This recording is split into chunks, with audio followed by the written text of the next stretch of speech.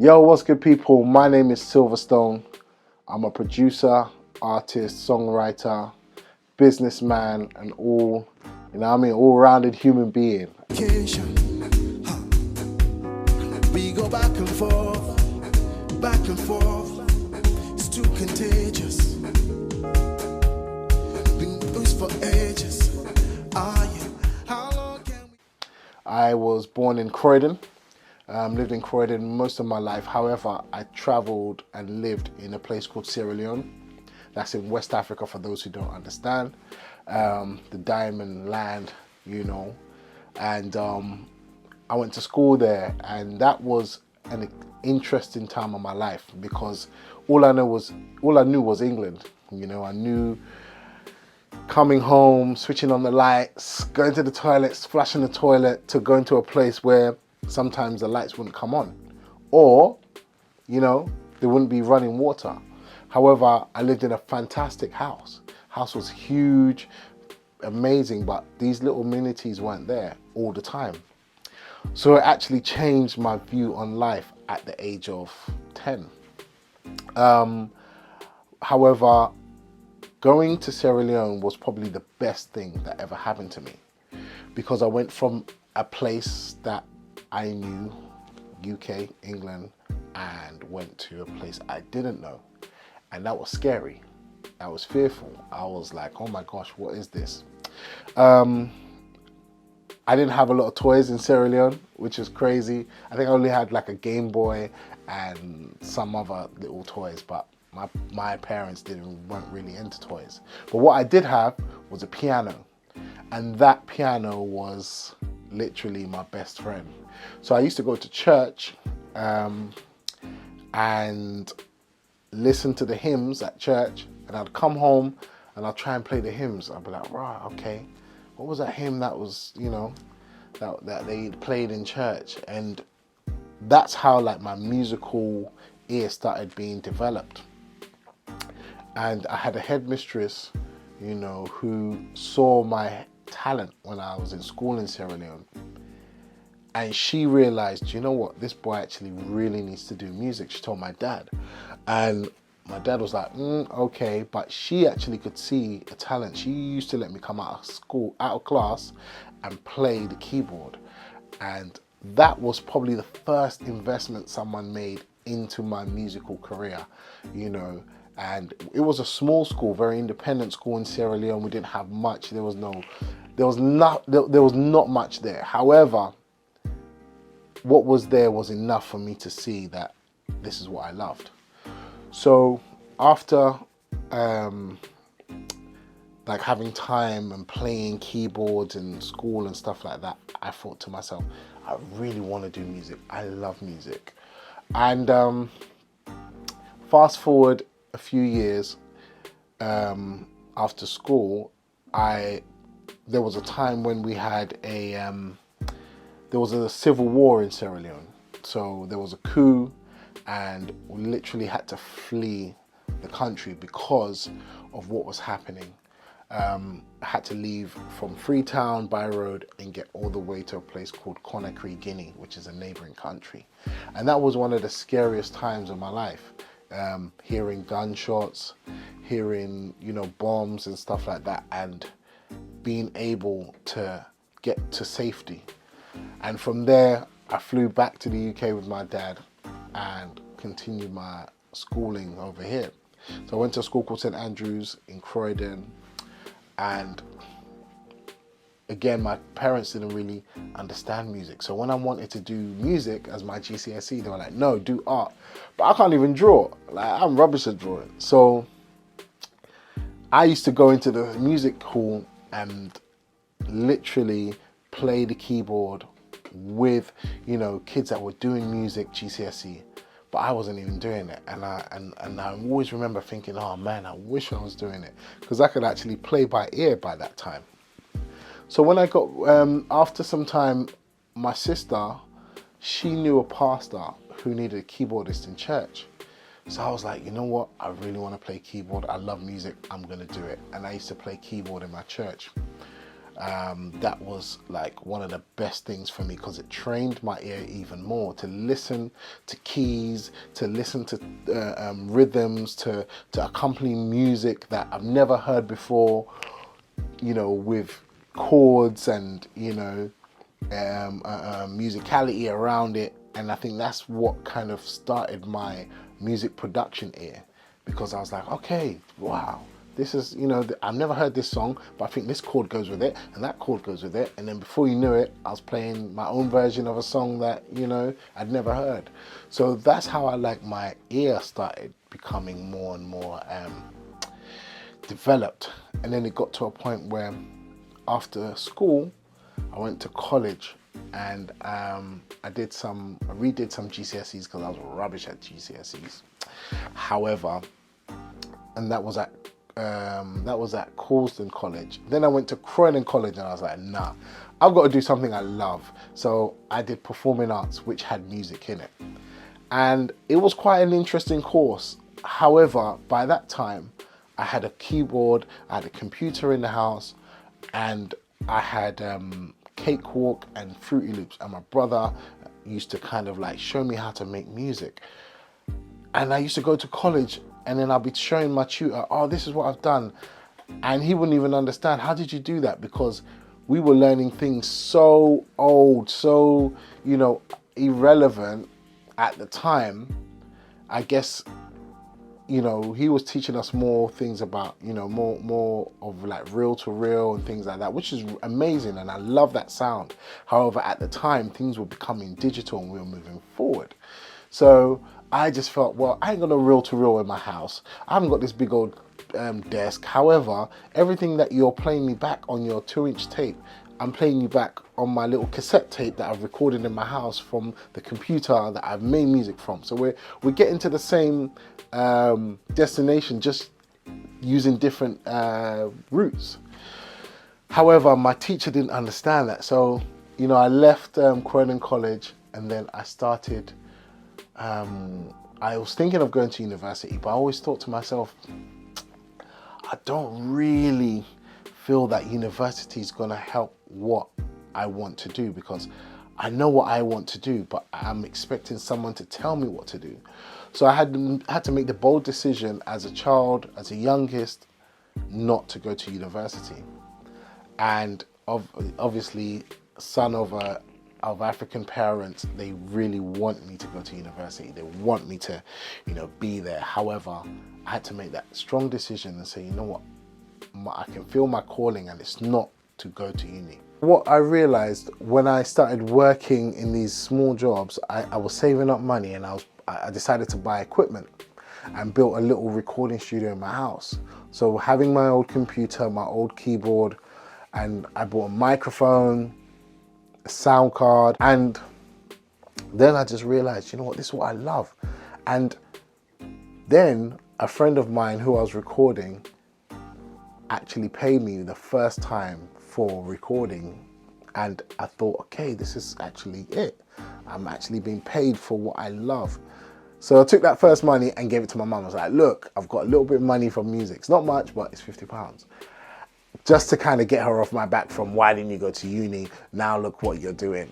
And after that, it gave me a huge confidence boost, because I realized, actually, I can actually make money from this. So I actually ended up quitting Pizza Hut, where I was a delivery driver, and I decided, no, I'm going to look for clients and just record them in my house. So I did that, and that was the beginning of me feeling the fear of, oh my gosh, should I do this? Should I do this? But deciding, you know what, I have to, I'm going to do it anyway. So after leaving Pizza Hut, I went to America with a friend, and we were trying to find a record deal out in America. We were starry-eyed. We thought, right, wow, New York, this is it. We're gonna email everybody. It didn't happen. We came back to London with our tails between our legs. However, we did get to meet a couple of people, but you know, America's a big place. You have to be there for long. It didn't work out. However, what did work out was as I returned, my brother knew a guy who had been working in a recording studio, and that recording studio was GDM Records. And GDM Records were looking for another producer. So I was like, you know what? That sounds something up my street. And my brother said, okay, give me some music that you've made and I'll give it to them and let's see what happens. So we did that, and they loved the music I made, and they decided, okay, we want you to come into the studio and work. So I worked with them for a good couple of years. Worked with artists like Sandy, they had independent artists signed to them, Sandy, Deep, Alice Holloway, a few others. And it was really cool, as a junior producer, as the new boy. And after some time, unfortunately, this label started to break down. After a good couple of years, the CEO was like, I can't do this anymore. I've got to go back to what I was doing. And this is, you can continue if you want, but we are going to walk away from it. And I was so scared. I was like, oh my gosh, this is a company that had, 14, 15 people, and now it's whittled down to 2, and one wants to leave, and I'm going to be the only one there. There were 15 people holding this up. How can I do this on my own? And I was so scared. And I remember praying and asking God, what should I do? And then there was a still small voice in me that just said, yeah, you want to keep going. So he came, spoke to me, said, what do you want to do? Because we can close it or you can keep going. I was like, I'll keep going. And it was just me in the studio. And I was like, oh my gosh, how am I going to deal with this? I've never paid bills, never had a building. I just knew how to make music in my room, in my house, However, that was the time I had to feel the fear and keep moving. And from that, I started working with loads of artists, because what happened was I'd started working with different people, and once I started telling them, I've got a big studio now, guys come, I started opening up doors, and I started working with an artist called Gill, who was a fantastic artist from South Sudan, who lives now in Kenya, and we were doing a lot of traveling. So at that time, I kind of learned how to DJ as well. So after learning to produce and stuff like that, I realized, I love DJing. Let me DJ. So I started DJing, and I DJed for Gill. We went around the world. We went to all over America, all over Africa, all over Europe, Australia. We went many places, and done shows in front of the Rothschilds and Bill Clinton and gosh, so many people, Adele, loads. It was, and still is, one of the best times I've had in my life. And during that time, I was still producing for other people, coming back to the UK, writing songs for different people, but I myself wasn't an artist. I was just a producer, a DJ, studio owner. And I felt, okay, there's something more in me, because I felt I could hear myself singing, I could hear myself performing, but I was scared, because I was like, man, look at all these great artists. Who are you? You're rubbish. And I was thinking to myself, but a lot of the times I'm writing these songs for these people. I am singing them for them. I am giving them the harmonies. But why aren't you doing it? Because I was scared. There was a lot of fear in me. I was like, nah, there's no way I could. And so I didn't for years. And what happened with the relationship with myself and Gill, he had to move to Canada.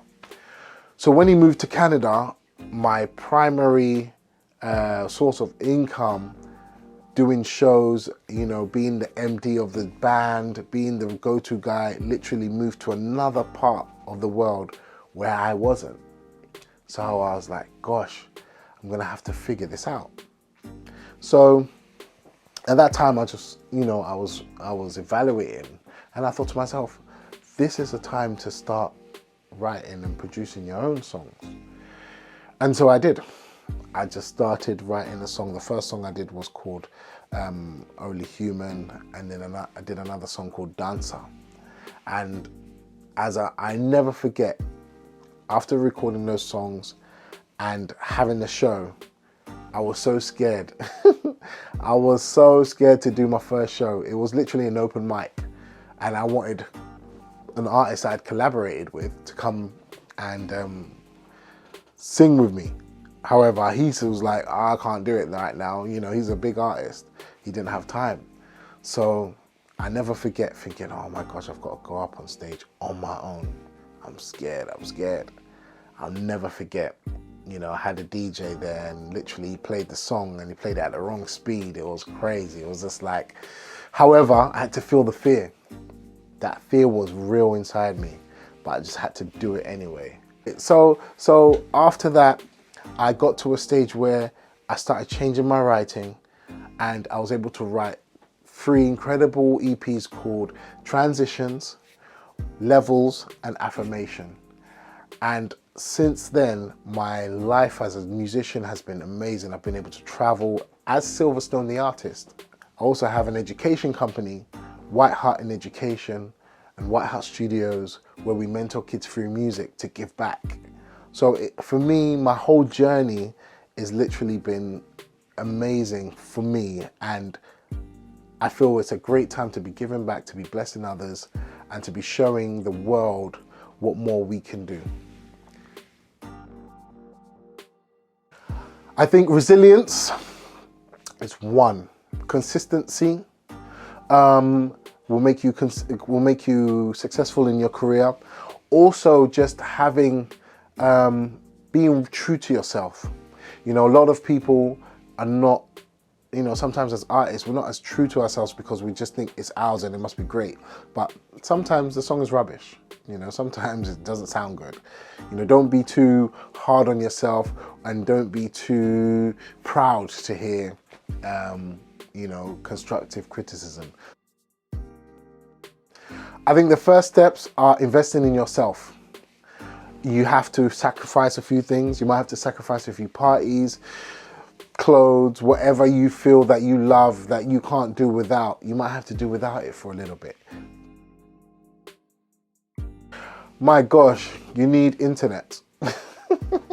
That is the new qualification. I'm not gonna lie to you guys. With music, there's no, unless you're gonna play classical, unless you're gonna play something that, you know, unless you're gonna be someone that's gonna be reading and stuff like that.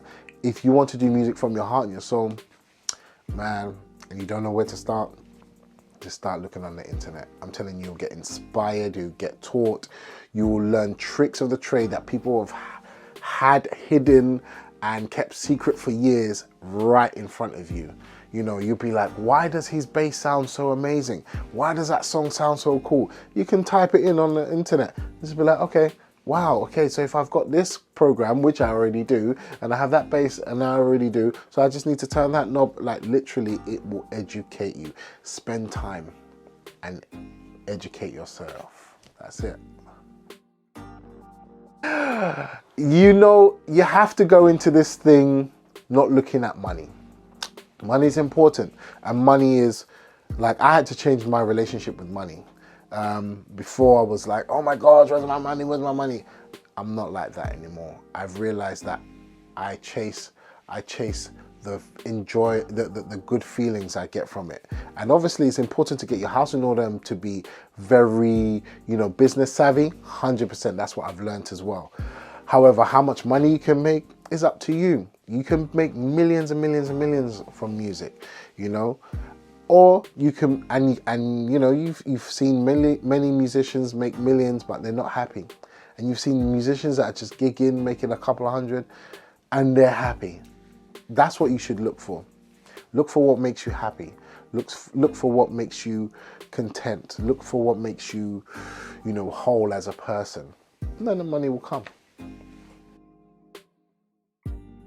I think showing your skills by showing the time you've invested in yourself.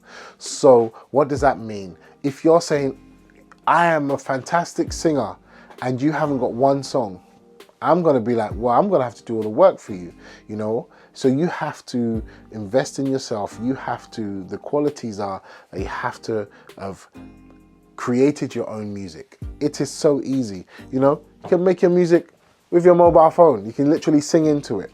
Just start recording yourself. So it is important to show people that you believe in yourself to the point that you've invested in yourself, and then someone else will invest in you.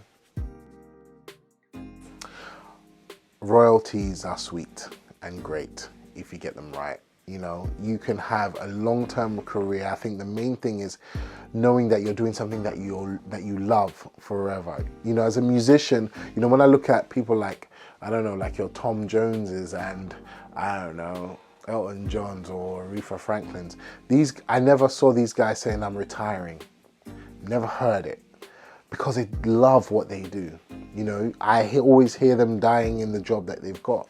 Never, I retired and I stopped. So I think the long-term prospects, if you love it, you'll be able to do it forever, you know, to your dying day. And I think that's one of the most beautiful things, that you are doing your calling until you're called back.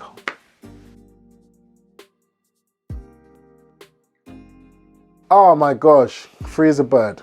Like literally free as a bird. It is so amazing to be able to do what you want, what you love, how you want to do it. If you do a job you love, you won't work a day of your life. And it's quite true. You know, it's been, the free time is, you know, as much as you want, you know. However, as you work for yourself, you might end up working, you will definitely work more than the average person. You know, some people come to the studio and I tell them, yeah, this is my 9 till 9. It's not, I don't have a 9 till 5. I'm 9 till 9 in the night, or it might be 9 till 9 in the next morning. You know, music sometimes does that to you. It just keeps you going. You know, it just fuels your energy. So yeah. All right, so I'd say, like, for producers, one of the best places I go for sounds is Splice. I would also say is really great for you to, there's a app called BandLab, you know, for early production, you know, producers, they can use that. That's free of charge as well. I would also say a great thing is just using Instagram.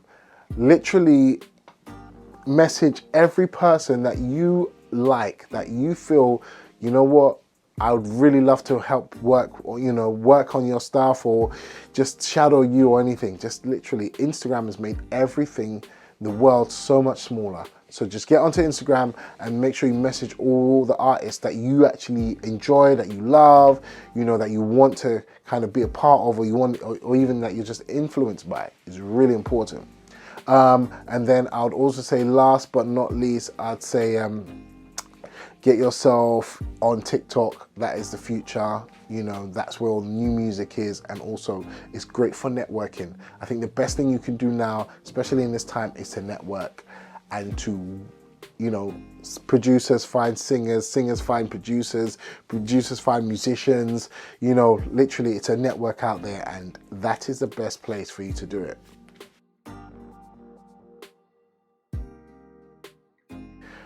All my young people, you have your whole life ahead of you. Older people, you have your whole life ahead of you. Even if you're 90, you still have the rest of your life ahead of you. You can still do what you want. You can still do what you love. You actually have, once you're breathing, you can do it. So my word to you guys is to feel the fear, but do it anyway. Yeah? Be who you want to be. Be great, be creative. But most importantly, be you.